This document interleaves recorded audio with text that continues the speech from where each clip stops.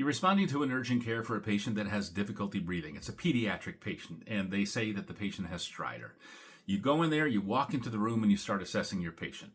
Actually, let's reel that back in.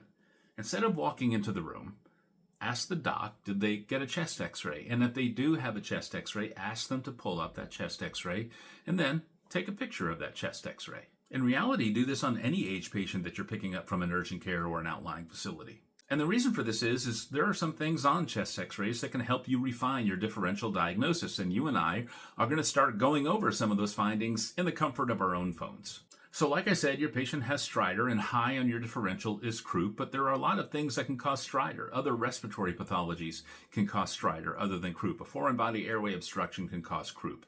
So what could you see on a chest x-ray that is consistent with croup? So let's first look at this chest x-ray right here. This is a normal chest x-ray of a pediatric patient. Look up at the trachea and the shadow of the trachea. Everything looks okay there. So now let's compare that to your patient. So this is the chest x-ray of your patient. If you look up at the shadow of the trachea, you can see that it's shaped like a church steeple, and it's really narrow at the top. Not a lot of room for air movement. So that's what's causing that stridor, or those stridulent respirations. And that Steeple's sign, that's what it's called, Steeple sign, is consistent with croup. That is just one of the findings you would use to zero in on a differential of croup or laryngeotracheobronchitis, and I will put a resource about this in my bio or in the video description on Facebook.